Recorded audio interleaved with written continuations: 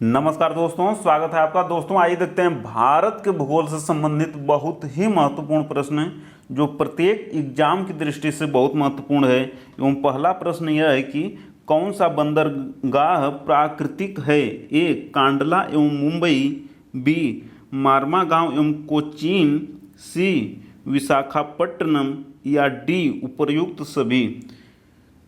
तो आंसर हो जाएगा डी उपर्युक्त सभी। कांडला, मुंबई, मार्मागांव, कोचीन एवं विशाखापट्टनम प्लस कोलकाता, ये सभी 6 बंदरगाह प्राकृतिक हैं। और कुल कितने बड़े बंदरगाह हैं भारत में? तो 12 बड़े हैं और लगभग 200 छोटे बंदरगाह हैं। देखते हैं अगला क्वेश्चन कि किस बंदरगाह के मुख पर डॉल्फिन नोज नामक पहाड़ी समुद्र में निकलती है, जिसके कारण यह तूफानों से स्वतः सुरक्षित है? ए कोलकाता, बी विशाखापट्टनम, सी एन्नोर या डी चेन्नई। तो आंसर हो जाएगा बी विशाखापट्टनम बंदरगाह के मुख पर डॉल्फिन नोज नामक पहाड़ी समुद्र में निकलती है, जिसके कारण यह तूफानों से स्वतः सुरक्षित है। और यही कारण है कि इसे भारत का सर्वश्रेष्ठ बंदरगाह माना जाता है। सर्वश्रेष्ठ पोर्ट कौन सा है? विशाखापट्टनम। साथ ही एक महत्वपूर्ण फैक्ट यह भी है कि यह सर्वाधिक गहरा पोर्ट भी है, सर्वाधिक गहरा बंदरगाह भी है, सर्वाधिक गहरा। और सेकेंड सर्वाधिक गहरा कौन सा है? तो है उड़ीसा का पारादीप। देखते हैं अगला क्वेश्चन कि भारत का सबसे बड़ा पोत प्रांगण कहाँ है? ए कोलकाता, बी हल्दिया, सी पारादीप या डी कोचीन। तो आंसर हो जाएगा डी कोचीन। भारत का सबसे बड़ा पोत प्रांगण कोचीन में है। पोत प्रांगण मतलब शिप यार्ड,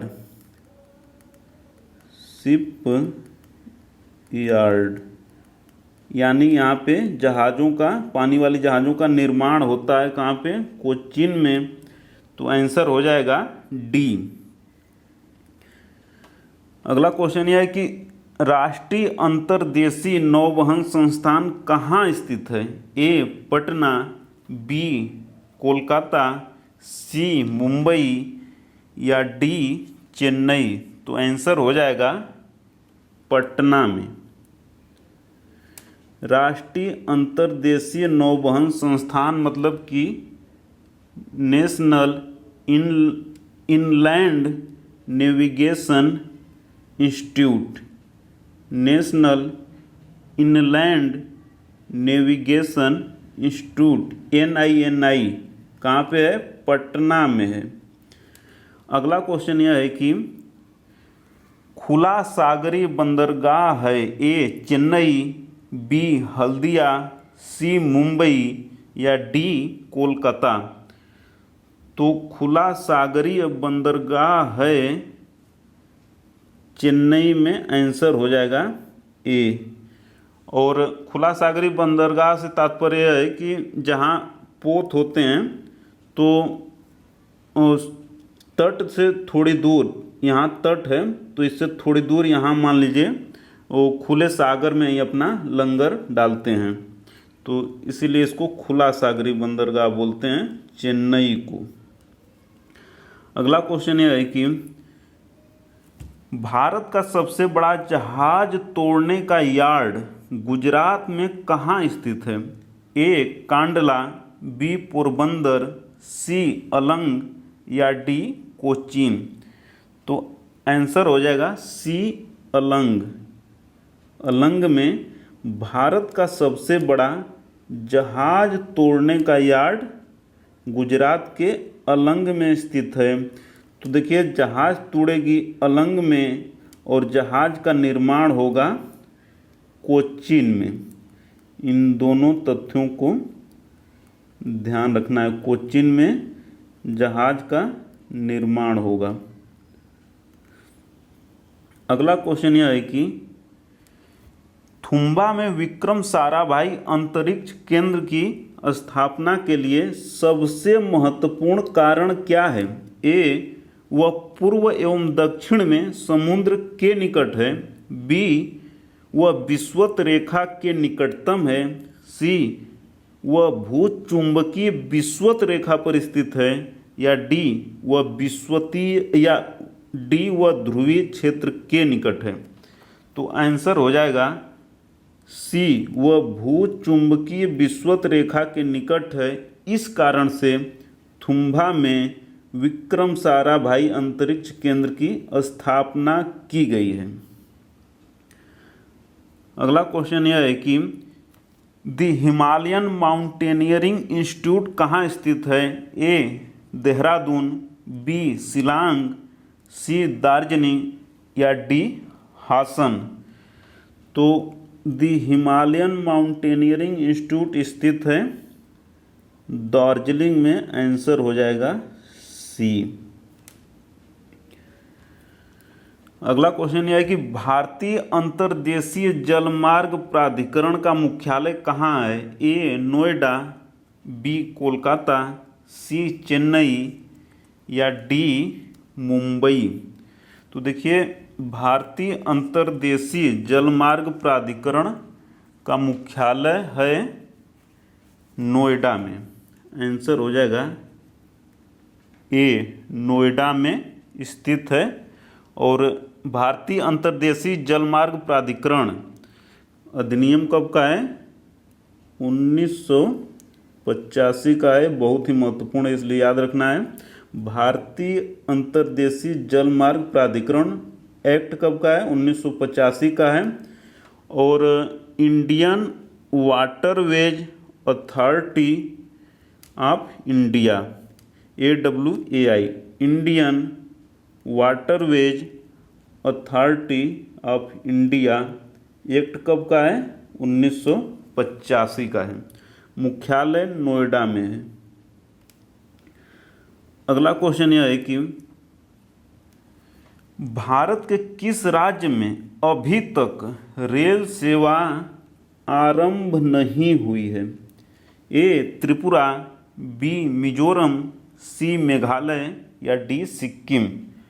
तो देखिए इसका आंसर हो जाएगा डी, सिक्किम में अभी तक रेल सेवा आरंभ नहीं हुई है। आंसर हो जाएगा डी। और रेलवे सबसे पहले कब चली थी? तो 1853 में। किसके समय? तो डलहौजी के समय। कहाँ से कहाँ तक? मुंबई से थाने के बीच में चली थी। और सर्वाधिक विस्तार रेलवे का कब हुआ? सर्वाधिक विस्तार हुआ रेलवे का करजन के समय। करजन के समय। देखते हैं अगला क्वेश्चन कि कोंकण रेलवे जोड़ता है रोहा से मंगलोर को, कोच्चि से मंगलोर को, मुंबई से पुणे को। या डी, मुंबई से मनमाड को। तो आंसर हो जाएगा ए, रोहा से मंगलोर को कोंकण रेलवे जोड़ता है। सबसे महत्वपूर्ण है कि कोंकण रेलवे 3 राज्यों से होकर गुजरती है। तो रोहा तो देखिए हो गया महाराष्ट्र में, मंगलोर हो गया कर्नाटक में, साथ ही गोवा। तो ये 3 राज्यों से होकर कोंकण रेलवे जाती है। अगला क्वेश्चन यह है कि रेलवे स्टाफ कॉलेज कहाँ स्थित है? ए, बड़ोदरा। बी, अहमदाबाद। सी, सूरत। या डी, गांधीनगर। तो आंसर हो जाएगा ए, बड़ोदरा में रेलवे स्टाफ कॉलेज स्थित है। और इसका नाम हो गया अब भारतीय रेल राष्ट्रीय अकादमी। भारतीय रेल राष्ट्रीय अकादमी, इसका नया नाम है भारतीय रेल राष्ट्रीय अकादमी, मुख्यालय बड़ोदरा में, बड़ोदरा गुजरात में। अगला क्वेश्चन यह है कि भारत का 18वां रेलवे जोन, दक्षिण तटीय रेलवे जोन का मुख्यालय कहाँ बन रहा है? ए कारवाड़, बी विशाखापट्टनम, सी तूतीकोरिन या डी चेन्नई। तो आंसर हो जाएगा इसका विशाखापट्टनम में भारत का 18वां रेलवे जोन, जिसका नाम है दक्षिण तटीय रेलवे जोन, इसी का मुख्यालय बन रहा है, प्रस्तावित है। अगला क्वेश्चन यह है कि ट्रांस साइबेरियन रेलमार्ग पर कौन सा एक स्थित नहीं है? पीसीएस 2019 का क्वेश्चन है। तो ए कजान, बी उमस्क, सी सोची या डी चीता। तो आंसर हो जाएगा इसका सी सोची। ट्रांस साइबेरियन रेलमार्ग पर सोची स्थित नहीं है, बाकी कजान स्थित है, उमस्क स्थित है, चीता स्थित है। और कहाँ से कहाँ तक जाती है? तो व्लादिवोस्टॉक से सेंट पीटर्सबर्ग, व्लादिवोस्टॉक से कहाँ तक जाती है? Saint Petersburg.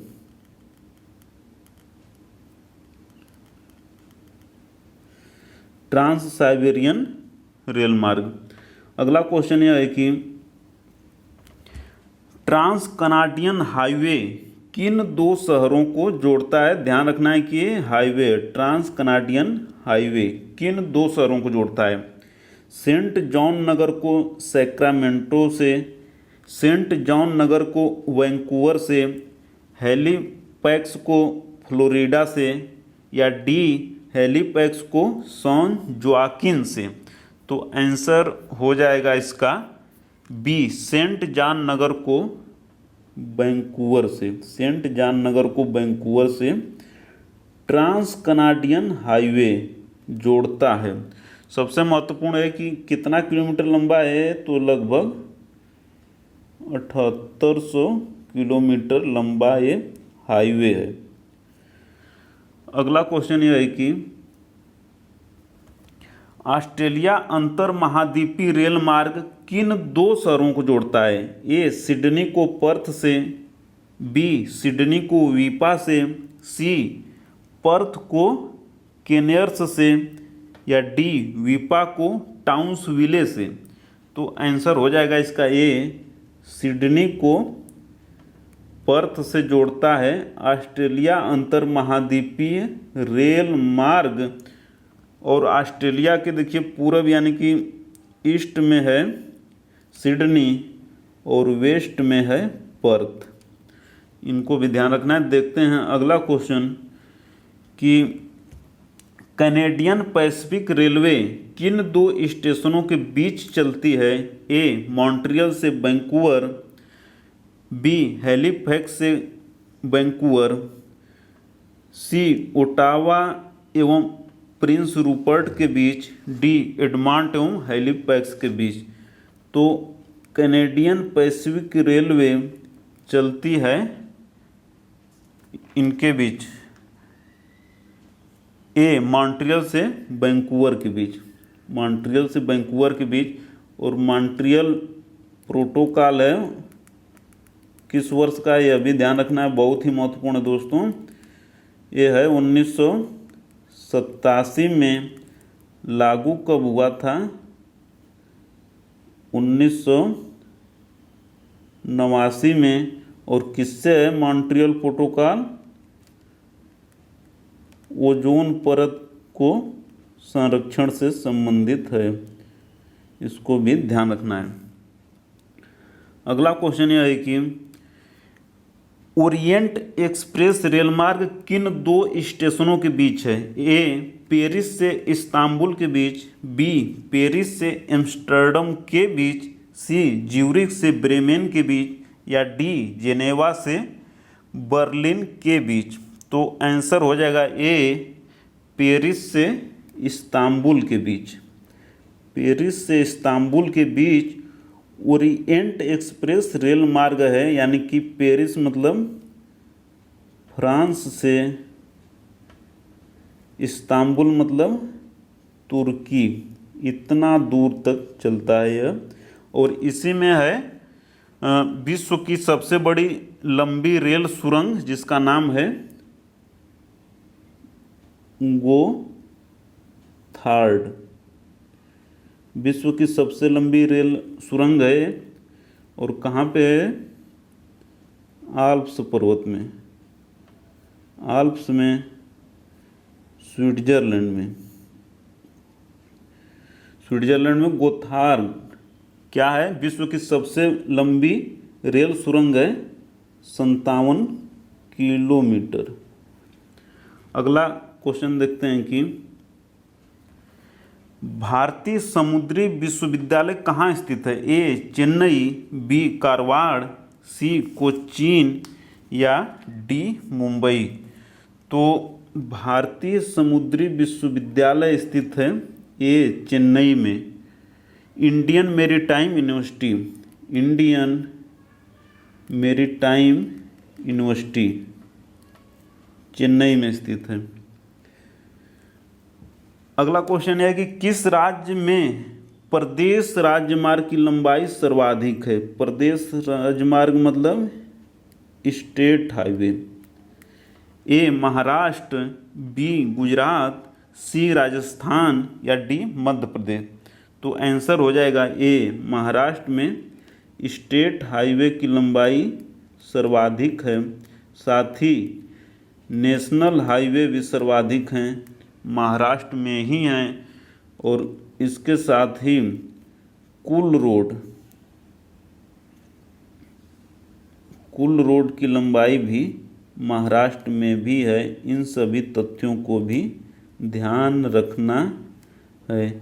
तो आज इतना ही दोस्तों, मिलते हैं जल्दी अगली वीडियो में। तब तक वीडियो को अंत तक देखने के लिए, लाइक शेयर कमेंट एवं सब्सक्राइब करने के लिए आपका प्रेम पूर्वक बहुत बहुत धन्यवाद दोस्तों, बहुत बहुत धन्यवाद।